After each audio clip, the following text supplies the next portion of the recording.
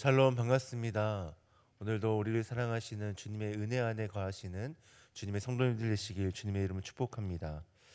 오늘 우리가 함께 읽은 여호수아 9장은 이스라엘과 기브온 거민들이 맺은 조약에 대해서 말씀하고 있습니다. 여리고와 아이에서 이스라엘은 승리를 하였고 또 그 승리의 소식을 들은 기브온 거민들은 이스라엘을 두려워하게 됩니다.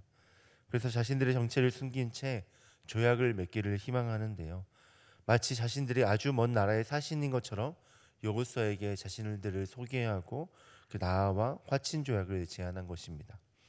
그런데 문제는 이스라엘이 이들의 거짓에 속아 넘어갔다라는 것입니다. 여호수아는 이때 그들의 거짓에 속아 하나님의 이름으로 약속하며 조약을 맺게 되는데요. 3일 후에 기브온이 거짓으로 자신들을 속인 것을 알게 되었지만 이미 하나님의 이름으로 약속을 했기에 그들을 살려주게 됩니다. 그리고 이 일은 나중에 이스라엘 백성들에게 가시가 되어 그들을 괴롭게 하죠. 사실 이스라엘은 기브온의 속임수에 넘어가지 않을 수 있었습니다. 저는 말씀을 묵상하면서 그들이 속임수에 넘어가지 않을 수 있었던 이유를 두 가지 정도 발견했는데요. 먼저 첫 번째로는 그들이 하나님의 명령을 따랐더라면 기브온의 이 속임수에 넘어가지 않았을 것입니다. 하나님은 그 일이 있기 전에 이미 이방인들과 조약을 맺을 것을 금지하셨습니다. 더 정확하게는 이방인들을 멸하라라고 하나님은 명령하셨습니다. 헷 사람과 아모리 사람과 가나안 사람과 브리스 사람과 히위 사람과 여부스 사람 등 모든 이방 민족을 멸하라고 하나님은 명령하셨습니다. 그러니까 이 말은 하나님은 어떤 이방 민족과도 조약을 맺지 말고 오히려 그들을 멸하라고 명령하신 것이죠. 이렇게 이스라엘이 하나님의 명령을 따라 기브온을 멸하였다면 기브온이 아무리 작정하고 이스라엘을 속이려고 했을지라도 그들은 그들과 조약을 맺지 않게 되었을 것입니다. 물론 기브온이 이스라엘과 조약을 맺기 위해서 작정하고 거짓을 꾸며 속였기 때문에 그것을 당해내는 것은 쉽지 않았을 것입니다. 그 모습이 4절과 5절 말씀에 잘 나타나는데요. 우리 4절과 5절 말씀을 다 같이 한번 읽도록 하겠습니다. 시작.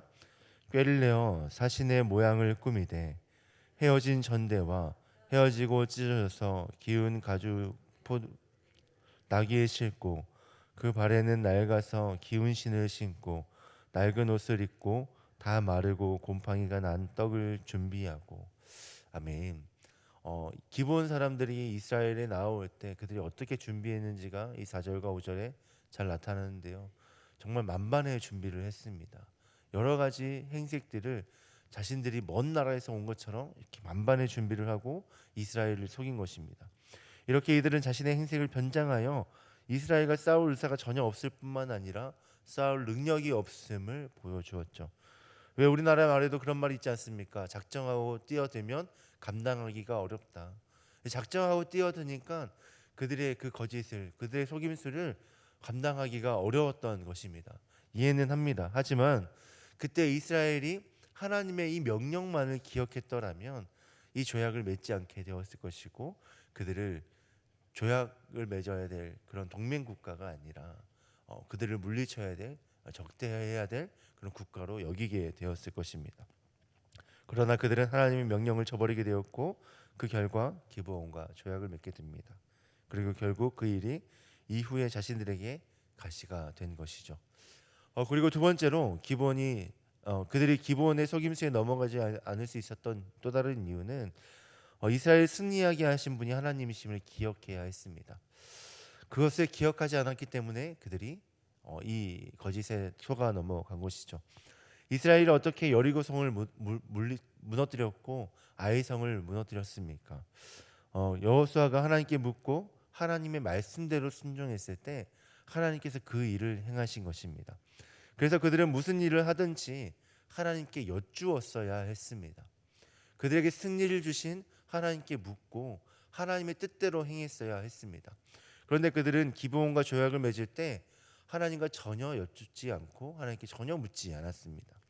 이것이 바로 그들이 거짓에 속아 넘어간 또 다른 이유인데요. 우리 14절 말씀을 다시 한번 더 다 같이 읽겠습니다. 시작. 무리가 그들의 양식을 취하고는 여호와께 묻지 아니하고. 아멘. 성경이 지금 그들의 어떤 모습을 고발하고 있습니까? 하나님께 묻지 않고 이 일을 결정하려 하였다. 그래서 지금 이런 일이 일어났다라고 성경은 말씀합니다. 이렇게 하나님께 여쭈어 보지 않고 일을 진행하니까 하나님의 방법이 아니라 나의 방법, 나의 판단대로 일을 진행하게 되는 것입니다. 왜냐하면 그것이 상식 같고 그것이 최선 같고 그것이 가장 좋아 보이기 때문이죠. 그런데 이 세상에 어떤 사람도 완벽한 사람은 없습니다. 자신의 판단이 완벽하고 최고이다라고 이야기할 수 있는 사람은 아무도 없습니다. 이 말은 온전히 판단을 할 수 있는 사람이 없다라는 것인데, 하지만 하나님은 다 아실 뿐만 아니라 온전한 판단을 하실 수 있는 분이시고 그의 뜻은 완전합니다. 그래서 우리가 어떤 일을 진행하면 앞서서 하나님께 그 뜻을 구하는 것은 너무나도 중요한 것입니다. 이렇게 이스라엘이 하나님의 명령을 따르고 하나님께 여쭈었다면 그들은 기브온의 거짓에 속아 넘어가지 않을 수 있었습니다. 그들이 아무리 작정하고 달려들었을지라도 속지 않았을 것입니다. 그러나 하나님의 명령을 저버리고 하나님께 묻지 않으므로 그들은 거짓에 속아 넘어가게 된 것입니다. 저는 오늘 이 말씀을 묵상하면서 두 가지 정도의 교훈을 깨달을 수 있었는데요. 먼저는 어떠한 경우에도 하나님의 명령에 순종해야 한다라는 것입니다. 성경은 우리를 향한 하나님의 수많은 명령들이 담겨져 있습니다. 그런데 사실 그 명령 하나하나가 순종하고 또 준행하기에 쉽지가 않습니다. 그래서 그 명령을 따르지 않을 때가 참 많이 있는데요. 그러나 이러한 명령을 허락하신 그 하나님의 마음, 또 우리를 향한 그 하나님의 뜻을 알게 되어지면 우리는 이 명령을 지킬 수 있습니다. 하나님 우리에게 명령하신 이유는 우리를 완전케 하시기 위함이고, 우리를 보호하시기 위함이고, 우리를 사랑하셔서 우리를 지키시기 위함이기 때문입니다. 우리가 이 사실을 깨달아 할 때 우리는 이 명령을 지키면서 힘들어하는 것이 아니라 오히려 기뻐할 수 있기 때문에 이 명령을 감당할 수 있는 것이죠. 그런데 문제는 우리가 어떻게 하나님의 그 마음을 헤아릴 수 있느냐. 오늘 우리를 향한 그 하나님의 선하신 뜻, 또 우리를 향한 그 사랑의 마음을 헤아릴 수 있는가 하는 것이죠. 우리는 말씀을 통하여 그 하나님의 선하신 뜻과 그 하나님의 사랑, 그 하나님의 우리를 향한 그 동기를 헤아릴 수 있게 되어집니다. 말씀을 통해 하나님이 행하신 일들을 돌아보면 하나님께서 우리를 얼마나 사랑하시고 우리를 위해 얼마나 노력하시고 또 우리를 얼마나 완전하게 하기를 원하시는지를 알 수 있게 되는 것입니다. 사랑하는 성도 여러분, 말씀을 통하여 하나님이 행하신 일들을 바라보시면서 또 내 삶을 반추하면서 하나님이 나에게 행하신 일들을 돌아보시면서 하나님의 그 사랑과 또 하나님의 선하신 뜻을 헤아리실 수 있기를 간절히 소망합니다. 그래서 언제나 하나님의 명령에 순종하실 수 있기를 주님의 이름으로 축복합니다. 그리고 두 번째는 무슨 일이든지 하나님께 여쭈어야 한다라는 것입니다.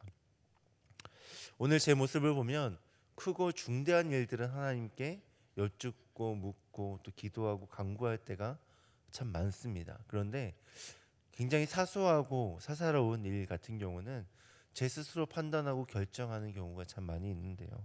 근데 오늘 말씀을 묵상하면서 아무리 작고 사소한 일이라 할지라도 하나님께 묻고 또 하나님께 여쭈어야겠다라는 생각을 다시 한 번 더 하게 되었습니다.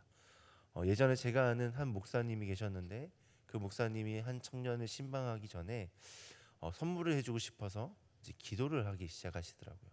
저는 그때 그냥 선물해주면 되지 무슨 기도까지 하나 싶었거든요. 근데 기도를 하고 이제 한 펜시점에 들어가서 문구점에 들어가서 그 문구점에서 판매하는 한 펜을 이제 사서 이제 그 친구에게 선물을 주는데 그 친구가 이 펜이 너무나도 필요했는데 어떻게 목사님 이거 아시고 저에게 선물을 주셨냐 이런 말씀 이런 이야기를 하더라고요. 물론 이게 뭐 우연인지 아니면 하나님의 뜻이었는지 제가 다 알 수는 없지만 그렇게 사소한 것까지도 그렇게 기도하시는 그 목사님의 모습을 보면서 정말 하나님이 그 시간 가운데 얼마나 역사해 주시기를 소망했는지를 갈망할 수 있었는데요.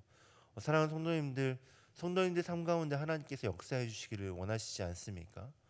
우리의 모든 삶 가운데 심지어 우리가 먹고 자고 또 쉬는 그 아주 사소한 일 가운데도 하나님이 역사해 주시기를 하나님이 동행해 주시기를 원하시지 않습니까? 근데 어떻게 우리가 하나님과 동행할 수 있을까요? 계속해서 하나님께 묻는 겁니다. 나와 함께 하신 하나님께 묻고 또 하나님의 뜻을 헤아리기 위해 애쓰고 이렇게 하나님의 음성을 듣기 위해 힘쓰면 우리는 언제나 하나님과 동행하면서 하나님께서 행하시는 그 놀라운 일들을 경험할 수 있게 되는 것이죠. 이렇게 사소한 일을 여쭙는 건 좀 자존심 상하고 내가 판단할 수 있고 내가 결정할 수 있고 내가 보기에 더 좋은 것이 있다라고 생각되어질 수 있지만 그때에도 하나님께 묻고 하나님의 음성을 듣기 위해 힘쓴다면 우리는 모든 순간에 하나님과 동행을 누릴 수 있고 모든 순간에 하나님 나라를 누릴 수 있습니다.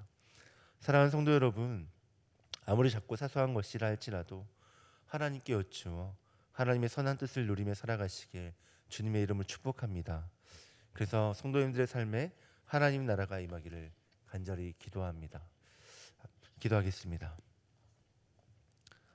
하나님 감사합니다.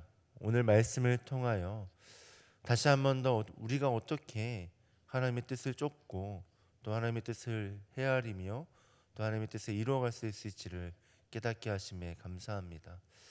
언제나 우리 가운데 선한 뜻을 가지고 또 선한 명령을 주시는 그 하나님을 신뢰함으로 하나님의 뜻을 감당할 수 있는 우리의 모습 되기 원합니다.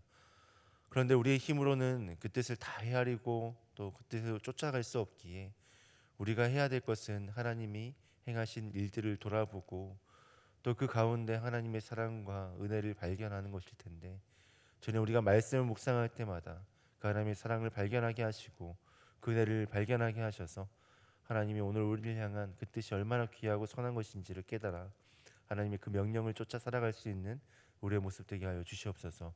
또한 우리의 아주 작고 사소한 것까지도 하나님께 묻고 아뢰어 언제나 늘 우리와 함께 하시는 그 하나님과 동행하는 그런 귀한 삶 살아가게 하시고 하나님 그 삶을 통하여 우리가 언제나 하나님 나라를 누리며 하나님 나라에서 살아가는 그런 귀한 기쁨을 누리게 하여 주시옵소서.